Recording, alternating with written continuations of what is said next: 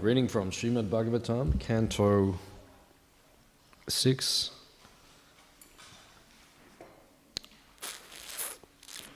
chapter 10, chapter entitled Battle Between the Demigods and Vritrasura. Text number 10. Aho dainyam aho kashtam parakyai kshana bangurai yannopa kuryad aswartayar maja swagyati vigrahai aho dainyam aho kashtam parakyai shana bangurai yano pakuriyad ashwartayar maja swagyati vigrahai aho dainyam aho kashtam parakyai kshana bangurai yano pakuryad ashwartayar macha swagyati vigrahai.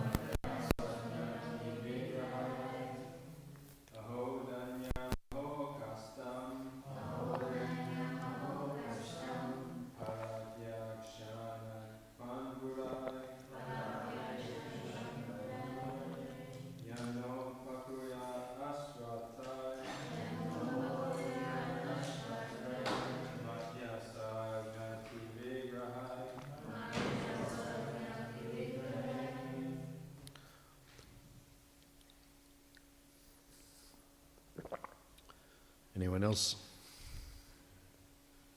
Someone.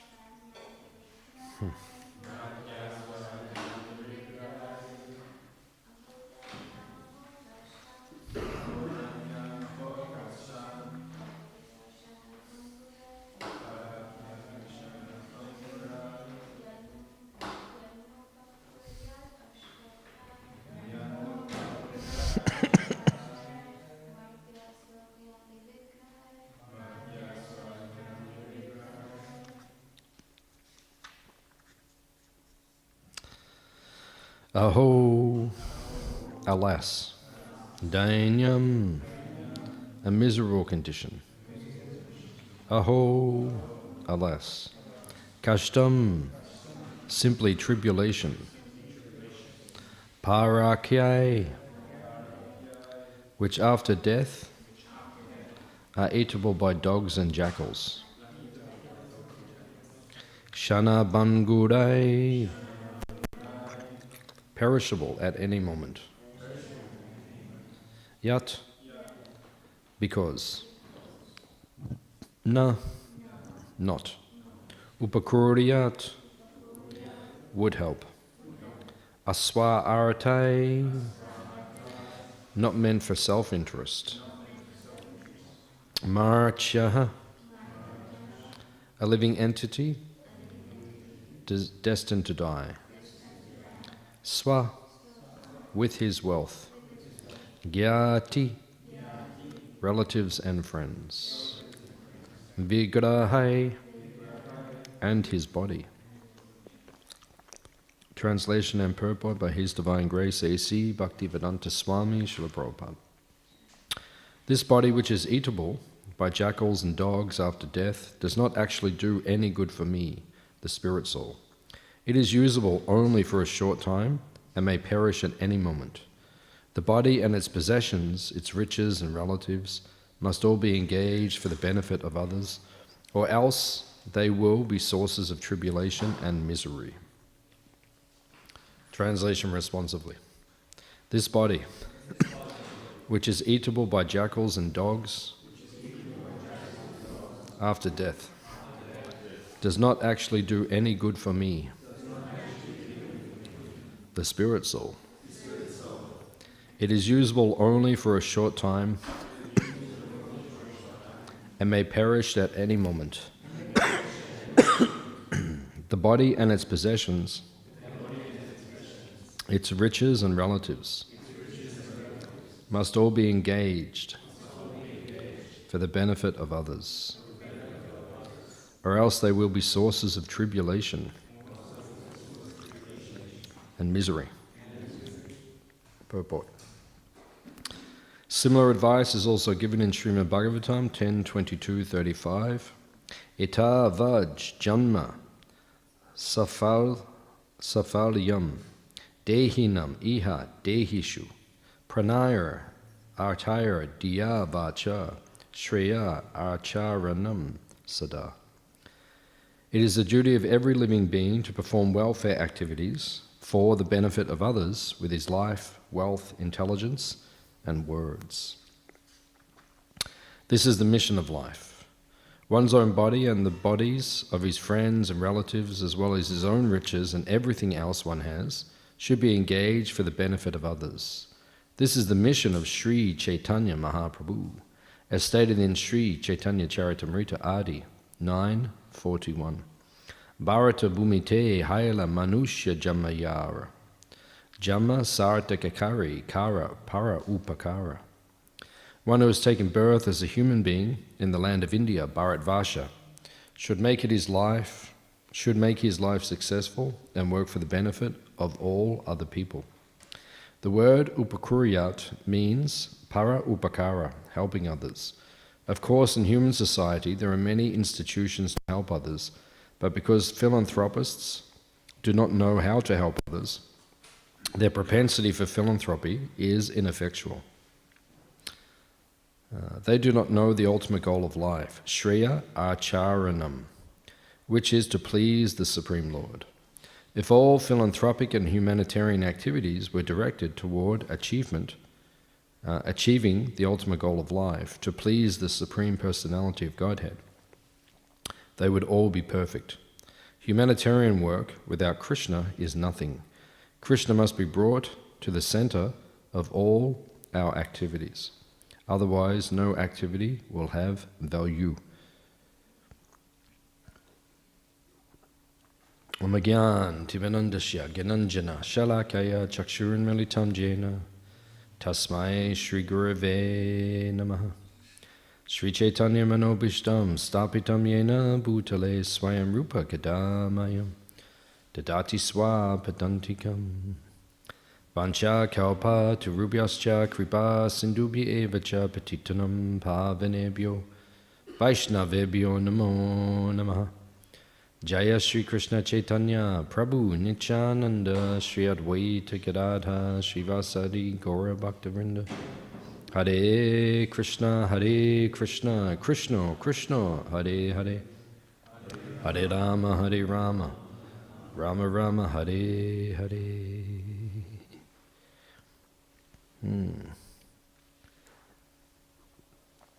This is a very nice part of the Bhagavatam, and a very inspiring part of the Bhagavatam, because we're hearing about the sage Dadichi, and he made in one sense, the ultimate sacrifice, because he gave his body to be used to create a weapon to destroy the demon Vritrasura.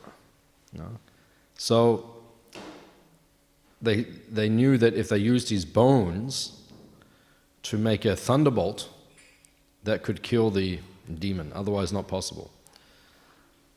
So imagine if someone came to you and they said, I need your body, your bones, to make this thunderbolt so that we can destroy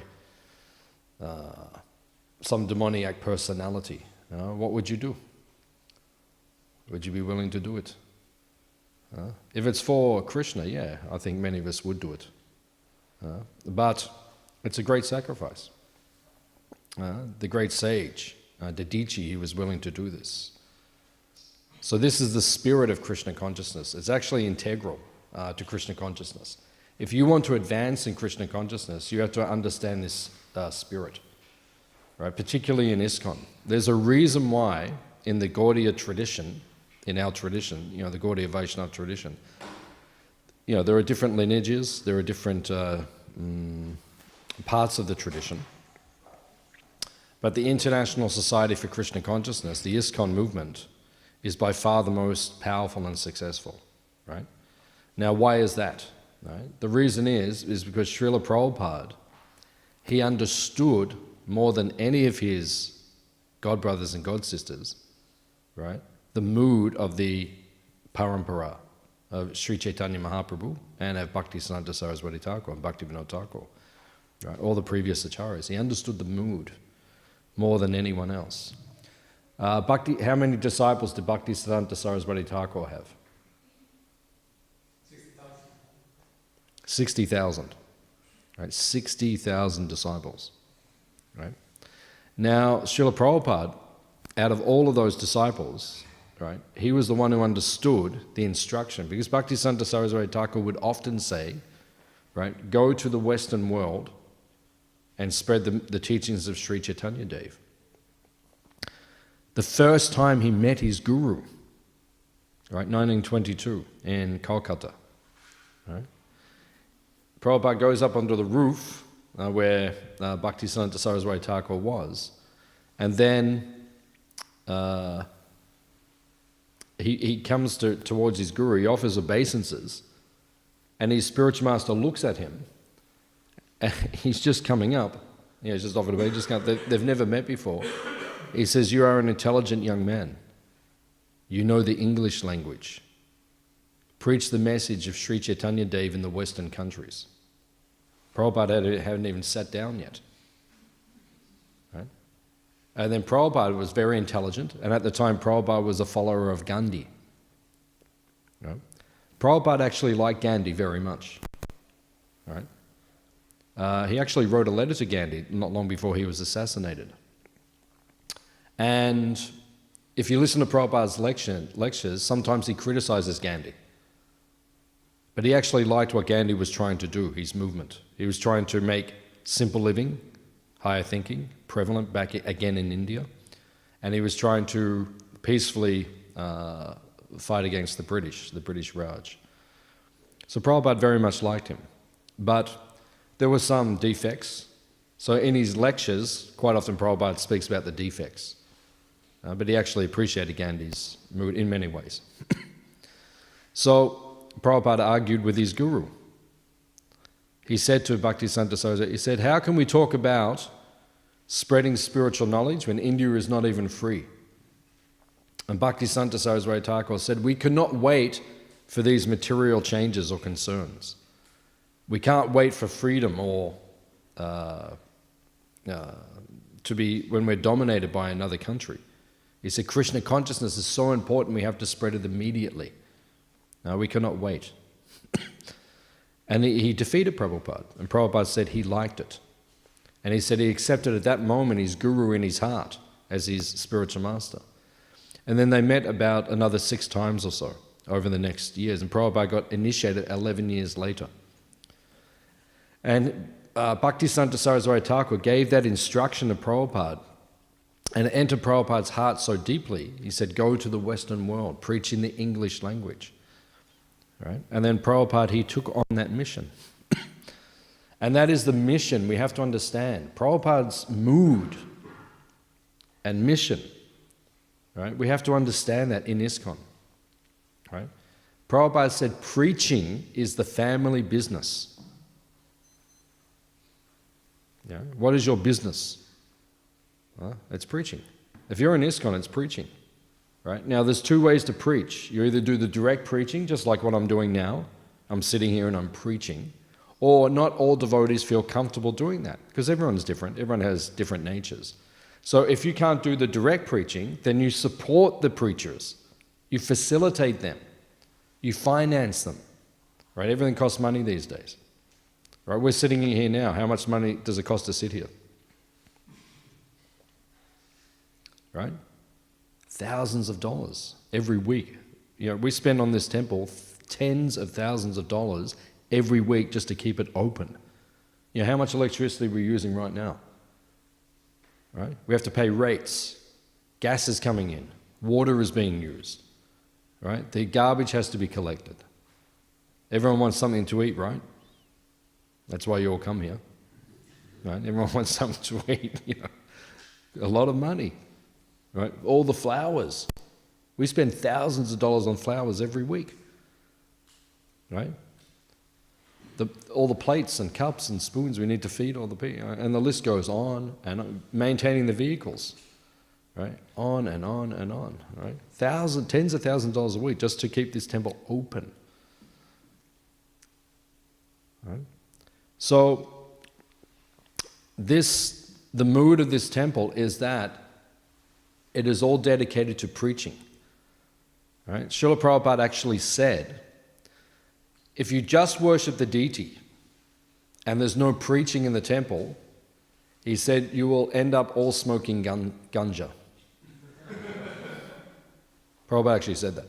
Right? He said if you just do deity worship, but there's no preaching in the temple, you'll just all smoke ganja. You'll get lazy. Because the whole purpose of the deity, why do we make the deity so beautiful? Why do we put so much effort? The devotees get up early every morning and dress them and serve them. That is preaching. So when people come, they think, oh, they're so beautiful. They're captivated. They're attracted to Krishna. Right? It's all for preaching. What's the point of having a temple if no one comes to the temple? And Prabhupada said the temple is an education institution. Right? It's a place where you get educated about Krishna. Right? When you come here, you're meant to learn it. That's why we run all these courses. Melbourne Temple is one of the top educational institutions on the planet. Right? There's over 600 temples in ISKCON. Right? We're in the top 1%. Right? Out of the 600, right? Who teach as many courses as we teach. And there's so many preaching, and there's so much bhakti vriksha, and there's so many things. Right? Now we're having success with Western preaching as well. You know, we have like white people. It's good. It's good. You know, the balance is there. When I joined, it was mostly white people. Right? Now it's become mostly the people from Bharatvash. Right? And now we have to go out and get the people from the Western countries as well. Right? And now we're being successful in that also. That's very pleasing to Prabhupada. Right? So that is our mood. The whole point of this institution of ISKCON is to preach. We're a Goshtyanandi movement. Goshtyanandi means? A preacher, yeah. There's 2 types of devotees, Bhajananandi and Goshtyanandi. Bhajananandi means you concentrate on your personal bhajan. You chant every day, 64 rounds or 128 rounds or 192 rounds, like, you know. That's okay, you can do that, but you have to do it. I can't do it. Right? 32 rounds a day, 64 rounds a day, not easy. You know, when Prabhupada started the movement, he said to Mukunda Maharaj, who lives up at Mumbai, he said, Maharaj, he said, chant 64 rounds a day. Right? Maharaj just looked at Prabhupada. Imagine if we had to, all of us had to chant 64 rounds a day. I couldn't do it. That's not easy. Right? 64 rounds a day, that's all of you. Right? Prabhupada said, okay, 32. He's just looking at him. Now, I would find that difficult. 32 rounds every day, that would be difficult. With all the service we have to do and everything. Prabhupada said, okay, 16. But no less. That was like Prabhupada's minimum that we have to follow. 16 rounds a day. So Prabhupada gave us this instruction. We can do bhajan. We do bhajan every day. We all do bhajan. But just doing bhajan, you have to be very elevated to do that. Most of us have too much passion and ignorance within us. There's too much passion. Prabhupada says, if you read Lilamrita, I think it's in the 5th volume, Prabhupada says that you have to burn up your passion throughout your lifetime so that when you're older, then you can peacefully chant the holy name of Krishna. Right? If you don't burn it up, all the passion, right, then later on your mind will still be disturbed. Right? You don't want to be like that. You don't want to be an old man or an old lady who can't focus on Krishna because your mind, all the passion is not gone. Burn it up. Do lots of service for Krishna. Prabhupada said, I am creating all of these big projects just to keep you busy. That's why he does. Melbourne Temple's an intense temple. We were speaking the other day about a couple with some devotees. If you go around to the other temples, right, they're not as intense as Melbourne. If you're a Melbourne Temple devotee, it's intense. I've been serving in this temple for, a number of years. It's more intense than other temples. But I like it. I like the intense flavor. Otherwise I get bored. Someone says, do this, just do the service whenever you can do it. I don't like that. I like it, do the service, do it now, do it well, and do it quickly, because now we'll give you more service. That's Melbourne Temple. The ecstasy is so thick, we have to manage it. That's a line from ISKCON in the 80s. So we are a Ghoshjanandi movement, preaching movement. And Prabhupada's spirit was so strong, preaching, right? Preaching and preaching and preaching. He got the order from his Guru Maharaj, Bhakti Siddhanta Saraswati Thakur. Go to the West, right? We all know what Prabhupada did. He got on a boat at 69. Can you imagine? Wait till we're all 69 years old, then go and get on a boat and sail across the ocean for a month, right? And he had 2 heart attacks on the way, and then get off the boat, and you don't know anyone in that country, say China, we send you to China. Right? Get on a boat, go up to China, get off the boat, and we'll give you $8 and a box of Bhagavatams, and now go and start the Hare Krishna movement. Prabhupada said the first year that he was there, he would regularly go down to the dock and find out when the boat is going back, the return trip. Prabhupada would regularly go down because you think, so difficult, this Prabhupada. Right? But he stuck at it. No, I'll give it another week, I'll give it another month, like that. And then gradually it began to rise. Right? So this is the spirit of our movement. Prabhupada did it. Prabhupada actually said he had an argument with Krishna. Right? Krishna said, I want you to go to the West as a poor man. Prabhupada said, I will go, but as a rich man. And Krishna said, no, as a poor man. Prabhupada said, no, as a rich man. And then Krishna won. No, Prabhupada wanted to take millions of dollars with him so he could start the movement. Krishna said, no, $8. It will be more glorious. Don't worry, I'll take care of everything. Prabhupada was sitting on the park bench, 1966. One man used to sit next to him, right? And Prabhupada would say to the man, there are temples all over the world. There are followers all over the world. There are millions of books being distributed. And then the old man would just say, oh, he's very nice. I can't believe anything he is saying, but he's very nice. And many years later, he met the devotee. He said, your guru told me all these things. He used to sit there in 1966 on the park bench saying, there are temples everywhere. Prabhupada saw all these things. Prabhupada, if you go up on his desk in his room, he has a globe. You've seen the globe? Yeah, he has a globe. He used to have them in many of his temples, right? And he would sit there and he would spin the globe like this. Look at all the things. He said, Brahmananda will go here. Rameshwara will go here. And he'd spin the globe like this. You know Prabhu Vishnu Prabhu? He used to be the GBC here in Australia, Prabhu Vishnu Prabhu. He's a very great devotee, very powerful devotee. He did so much preaching for Prabhupada, still preaching for Prabhupada. He joined the temple. When he moved in the temple, a devotee said to him, he just moves in, first day, and the devotee said to him, can you give some donation like that? He just pulled out his wallet, gave his whole wallet. After 3 days of living in the temple, they sent him to another place to open a new temple. 3 days.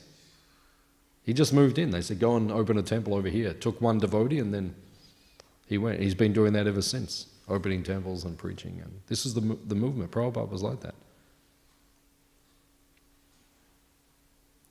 Now, 50 years later, we're all sitting here. We're just worried about, am I going to get enough khichdi for breakfast? I hope there's salad today. I hope someone doesn't eat all the maha, so I get some. Like that. We get like a very luxurious experience. Back in the old days of ISKCON, it was very, so much surrender was there. So that was Prabhupada's mood. He came with the desire to surrender, right? To preach, to spread Krishna consciousness. And he was so successful in what he did. And then he came back to India. Because his guru said, go to the West and spread the movement. Prabhupada did that. But in 1970, things happened in ISKCON, and Prabhupada was forced to go back to India because there were certain things happening, and Prabhupada was not happy. So he grabbed a number of devotees, he went back to India, because his desire was to make India Krishna conscious. Right? His guru's desire was to send him to the West. He did that on behalf of his guru. But from 1970 to 77, Prabhupada was spending 9 months a year in India. He'd just do one tour every year, 3 months, just go around the world, encourage all the devotees. But then he was focused on India. That was his desire, to make the Indian people Krishna conscious. And then he opened Vrindavan, Mayapur and Juhu, Bombay. He said, Vrindavan's my home, Mayapur's my place of worship, and Mumbai's my office. So he opened 3 big temples in those places. There was a lot of, Juhu was the greatest fight. The greatest fight. Prabhupada said that was the best fight. Prabhupada liked to fight.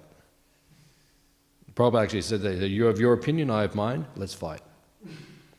Prabhupada said that. That was his mood, right? We will. So that was his mood. So he came back to India, and when he arrived in India, his godbrothers criticized him. Right? They said they went to pick him up at the airport and bring him to their temple. And Prabhupada said, no, we'll go to our place. He said, because if we go to their temple, they'll say, oh, look, we sent him and we'll take the credit and everything. He said, no. He said, I did it. He said, no one else. I asked them to come and help me, but they would not come. 5 years I've been there. No one came to help me. He said, I did it. And then sometimes they would criticize Prabhupada because Prabhupada's guru, he had the title Prabhupada. Bhaktisiddhanta Saraswati Thakur, Prabhupada. Right? That word Prabhupada, that is only for the most advanced devotees. Rupa Goswami, Sanatana Goswami, Bhaktisiddhanta Saraswati Thakur. We don't give that title to anyone. Right? It's very high title. But Prabhupada was using it, not himself, like on his letterhead, it doesn't say Prabhupada, it'd say Tridandi Goswami, A.C. Bhaktivedanta Swami. He wouldn't use the title Prabhupada on his own letterhead. But his disciples were calling him Prabhupada. Right? So he was accepting. Everyone's calling him Srila Prabhupada. So his godbrothers criticized him. Why you're using this name of our Guru, Prabhupada? Why are you using it? Right? So he was driving up to Mayapur, and his disciples were saying, Prabhupada, they're criticizing you. Why are you using Prabhupada? Why are you using it? And he said, how many temples have they opened? How many disciples have they made? And how many books have they distributed? Right? And we'll see who is the real follower of Bhaktisiddhanta Saraswati Thakur. Srila Prabhupada ki Jai. That was Prabhupada's mood. He was powerful. Prabhupada wanted to work with all of his god brothers, but they wanted to do their own thing. They were not cooperating. So Prabhupada said, okay, you do your thing, but don't criticize me for what I have done. Because he was preaching. So this is the mood. The mood is you have to be willing to give your bones. Are you willing to give, hands up, are you willing to give your bones for Krishna? For Krishna's service. Hands up. Madhajis are not.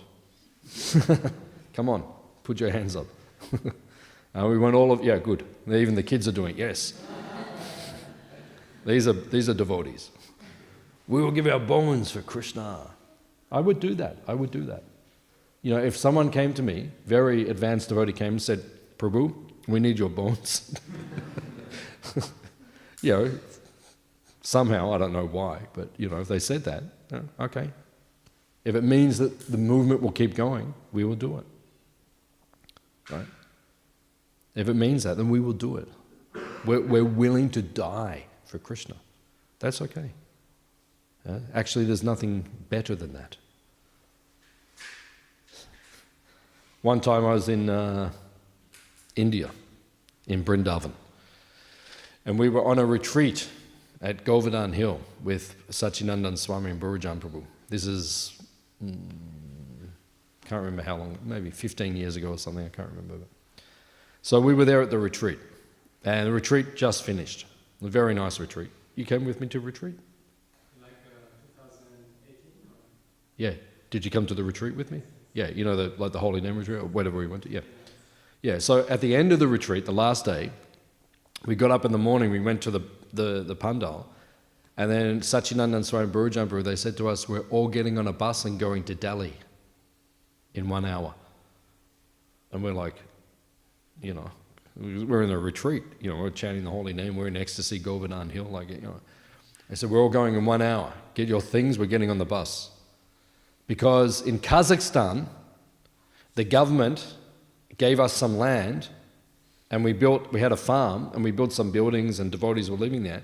And then the government said, we're taking the land back. And in the middle of the winter, when it's snowing and everything, they came in with bulldozers, and they started knocking down the houses. And devotees were living there. So then the Kazakhstan devotees, they rang B.B. Govinda Maharaj, who was the GBC, and they said, they're doing this. And Govinda Maharaj, he contacted the leaders. He said, we have to protest. We have to go to Delhi and protest at the Kazakhstan embassy. So we all got on the bus, drove to Delhi. So we got to Delhi. 1,000 devotees came, like all the Delhi devotees and anyone who was, we all came, 1,000 devotees. So we got there, and then there's one road in Delhi where all the embassies are. Big road. So we all got there, 1,000, and everyone was very angry. If you read in Chaitanya Charitamrita, Lord Chaitanya, he organized the march to the Chankazi, right? And all the devotees got very angry, you know, very loud. Devotees get worked up sometimes. And it says in Chaitanya Charitamrita, when they got to the Chankazi's house, where, you know, if you go to Mayapur, you go to the place where his house was, the devotees were chanting, kill the Kazi, kill the Kazi, kill the Kazi, kill the Kazi. Devotees are like that. We're very peaceful people, but when we get, you know, we change. I'm like that too. I never had any fight or anything, but if someone attacks a devotee or something, I will, you know, like, devotees, we become like ferocious. So like, kill the Kazi. So anyway, we went to the 1,000 devotees, and we started marching down the road. And they were chanting. Someone had a megaphone, and he was speaking in Hindi, so I didn't understand. He was saying, do do do do do do do, and all the devotees were going, cha cha. You see in India they do this? when there's like a protest or something? Yeah, everyone goes, cha-cha, right? And then he's going, do-do-do-do-do-do, and everyone going, cha-cha. We're walking down the road. I didn't even know what we're saying. But I thought, yeah, this is good, you know. So I was going like, cha-cha, you know, that. You know, so we're going down the road. So I don't know what we're saying. You know, we're marching. And devotees, you could feel the mood. It was becoming like this, like the mood when they went to the Chankasa. Devotees were getting in this mood. Like, you know, it was getting like that. So they built they put a barricade across the road, and they had police there. And then we got to the barricade, and devotees were there, and then the police were there, and then one devotee pushed the barricade, and then everyone just ran and then went through the barricade. They knew it was going to happen, right? Because in India they have, every day there's some protest, so for them it's just normal. So, you know, they pushed it down, and then we all went through, and everyone's like, now we're getting really worked up. So then we got down to the actual Kazakhstan embassy, and then they had the Indian, what do they call in India, like the special force, like Gurkhas or something, or like special force. Like in Australia we have SAS. So it was those guys, like the really, you know, powerful. So they were all leaning on the fence, and they had like, you know, their assault rifles, like serious guns. They could have killed all of us. And they were, because they have it, protest every day. They were just kind of leaning on the fence, just talking to each other, and you know. But the devotees were getting very worked up. So we got there, and then, you know, they're all standing there with their guns and everything. And devotees were like looking at each other and getting more worried, and cha-cha, and I was just thinking, oh, one devotee's going to run, and then that's it. They're just going to go boom, boom, boom, boom, boom, and shoot us all down. And I thought, in myself, maybe this is it. Maybe this is my day. I thought that. I seriously thought that. But I didn't have any anxiety. I thought, if this is the day, just like, you know, when you're on the battlefield with Krishna and Arjuna, and you're fighting with them, if you die, you don't care, because you're with Krishna and Arjuna, who cares? So I thought, you know, if this is the day, and this is how it goes, I was actually completely peaceful. I thought, okay, maybe here we go. So, you know, all the devotees are looking, and then the guards are looking, and then it was getting tense. And then one car drove in, like from the side, one military car, and a female soldier, she jumps out. You know, they had all this plan. They deal with this thing all the, and she jumps out and she says, Shanti, Shanti, Shanti. Come on, everyone, ah. And then some Baba comes in from the side, like some sadhu, and he goes, Shanti, Shanti. Yeah, and then everyone started like pacifying a little bit, and then one devotee grabbed the thing and said, okay, everyone just sit down, sit down. And so we all sat down, and then, you know, it became more peaceful. But then by the time we got there, I don't know what they were saying, but they were saying, Kazakhstan, and everyone was going, ah. It was like, you know, I don't know what they were saying. It was like, or smash the embassy or something. It was like everyone was getting very worked up. So the point is, we have to be willing to die for Krishna. That's it. You have to be willing. You have to be willing, right? You have to be willing to give your bones for Krishna, if that's what it means. Like if Prabhupada said, or my guru or some advanced devotee says to me, you've got to give your, I'll do it. Right? Because that's what we need to do. That's what Krishna consciousness means. We have to surrender. Right? When Krishna says, Mam ekam sharana braja, he says, surrender to me, he could mean anything. So when he says, surrender to me, and then one day he says to you, okay, I want to take everything, and then you say, oh, no, I didn't mean everything. I know, but that's what Krishna means. When he says surrender, it could mean anything. We have to be willing to do that in Krishna consciousness. So the mood of the devotee, Prabhupada's Guru Maharaj, Bhakti Siddhanta Saraswati Thakur, he said we have to be willing to shed gallons of blood to make one devotee. Right? Bhakti Siddhanta Saraswati Thakur said that. Gallons of blood to make one devotee. How easy is it to make one devotee? To make someone a devotee? It takes so much time, so much energy. You have to give gallons of blood, all your energy, just to make one person Krishna conscious. It's not easy, especially now in Kali Yuga. Even Prabhupada said one time, he said, there is so much Mayavad philosophy, he said, it is depressing. So many people are contaminated by this Mayavad philosophy. Everything is one. Whatever you believe, that is good. Whatever I believe, that is, everything is one. It is, everyone has this philosophy, so it's very hard to make someone surrender and for them to become a devotee of Krishna. That's difficult, actually. Not so easy. So we have to take gallons of blood to cultivate people, to bring people, and to inspire them to become devotees. So Dadichi, this is what the Bhagavatam is about. Dadichi was willing. Okay, take my bones, make the thunderbolt, kill Vitrasura, and then Indra and the demigods can be peaceful again. We have to be willing to do that. Para upakara. It says here in Prabhupada says in the purport that Bharat Bhumite, anyone who is born in India, hands up if you were born in India.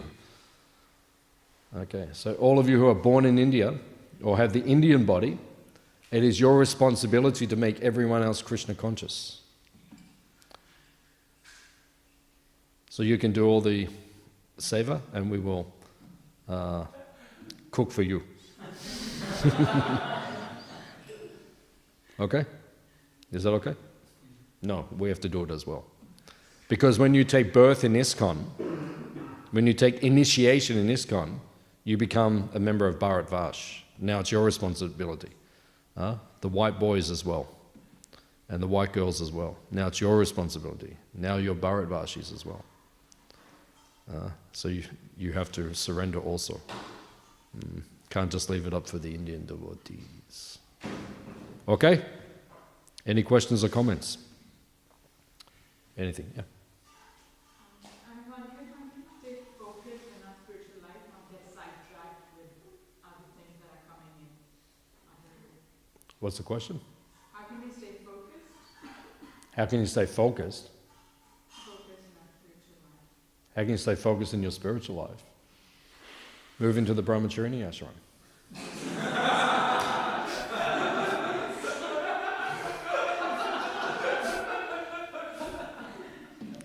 Any other questions?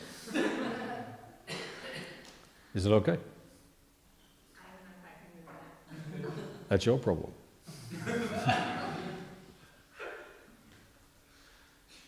That's your problem. You're saying you don't want to be distracted, then move into the Brahmacharya ashram, then you're not distracted. You've got nothing else to do but serve Krishna. I lived in the Brahmacharya ashram for 8 years. Nothing else to do but to serve Krishna. Right? No distractions. But then, after 8 years, I got married. Right? I became a grihasta. Right? But still, from those 8 years of training that I received, right, where there was no distraction, I brought that into my grihasta life, and then I try as hard as I can, although in grihasta life it's more difficult because there's so many material responsibilities, your family and your children and all these things. But still I try to make Krishna the focus, the center. Don't be distracted. Even in grihasta life it's possible. There's many grihastas in our community who are very surrendered to Krishna. They don't become overly... You have to do something because grihasta life means there's material responsibility. But we don't become overly distracted by all the material things. We stay focused on Krishna's service.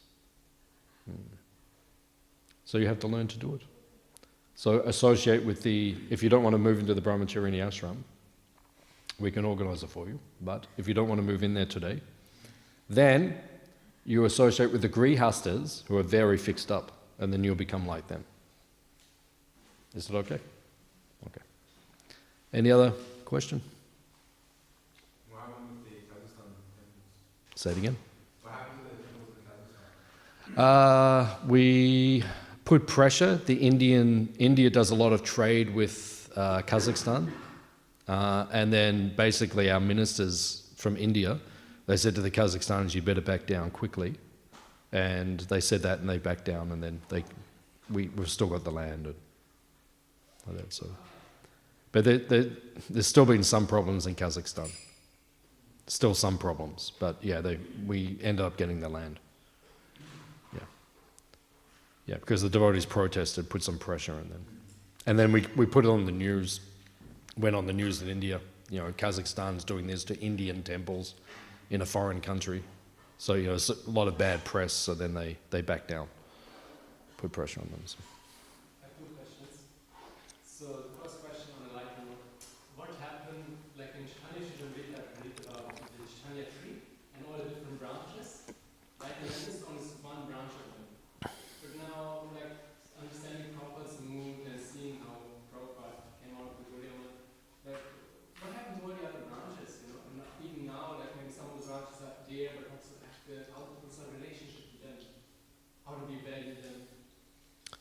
Like the Gaudiya Math? Or? No, the Gaudiya Math inclusive, but also all the other branches.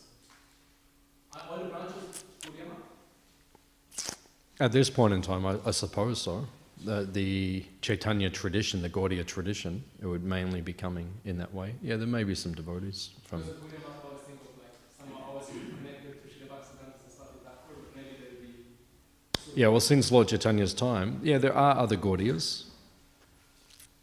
Yeah, there are other Gaudiyas. There are other there. It just means when a tree grows, sometimes one branch is more prominent.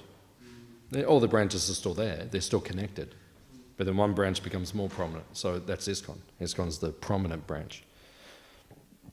Prabhupada said, don't leave ISKCON. Prabhupada said that. He said that. He said, don't leave ISKCON. Because sometimes we think, I can get more or I can get extra things outside of ISKCON, but it's actually not true. You can get everything you need in ISKCON. Everything is there. Everything is there. Just give one life to ISKCON. Prabhupada said, don't leave ISKCON. Is it okay? One question on that.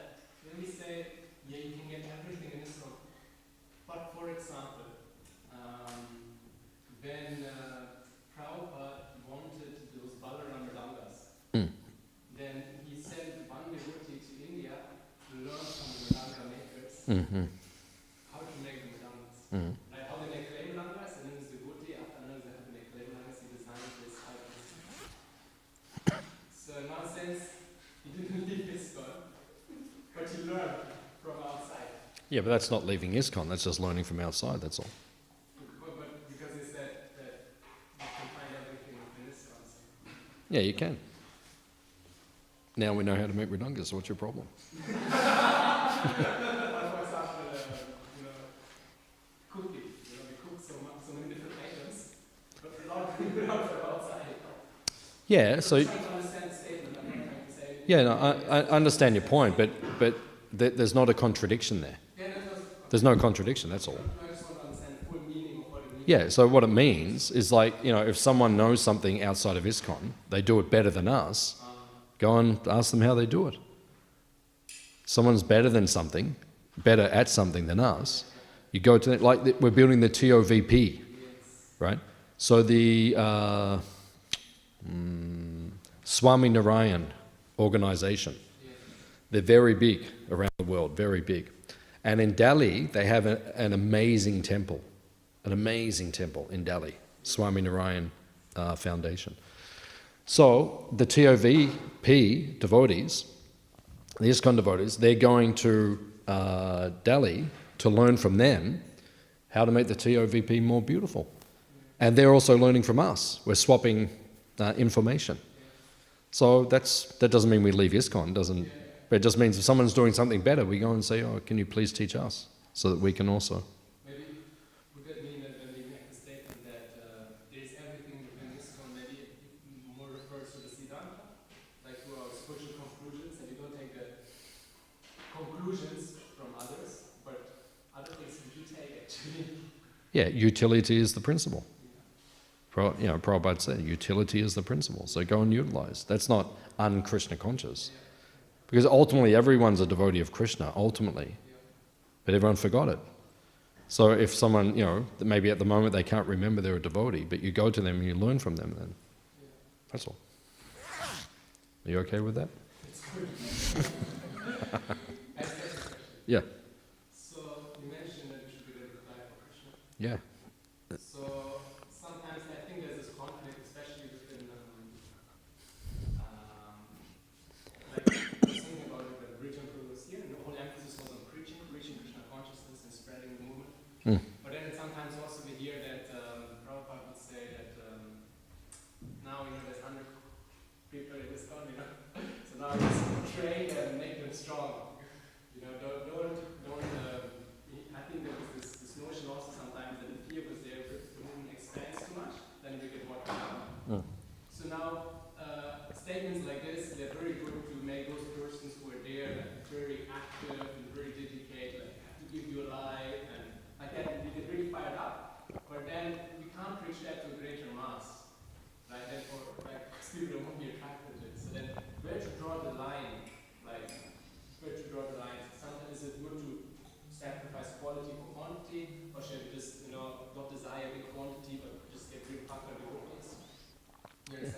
Yeah, I understand your question. Yeah, there was a point in ISKCON, I think it was early 70s, and there's a letter, quite a famous letter, and Prabhupada said, now we have enough devotees.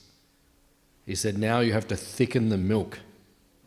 It means train the devotees that we have, right? So we do both. We train the devotees nicely. Like one devotee, he put the garland on before, but then when he offered obeisances, his feet were pointing to Prabhupada. I said, Prabhu, side on, right? You never offer obeisances with your feet towards the deities or Prabhupada. So that's training, right? So we train everyone, but simultaneously then we also make more devotees.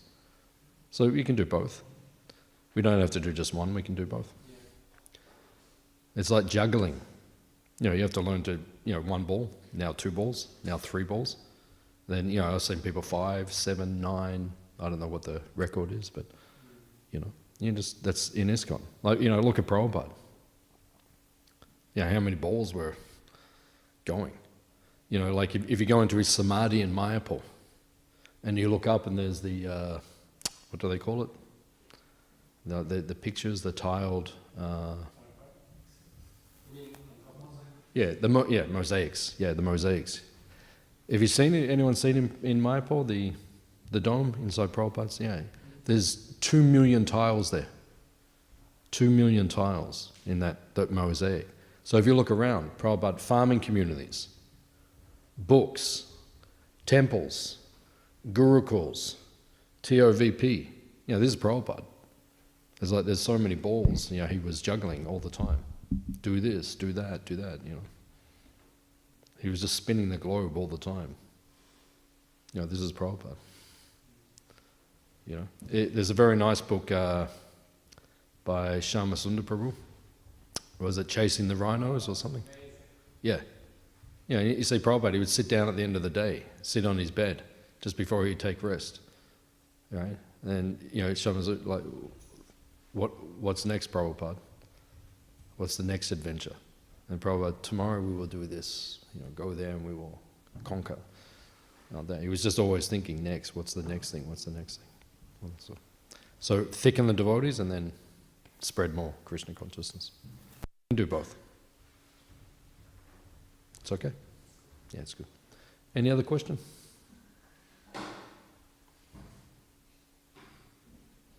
Okay. Srila Prabhupada ki?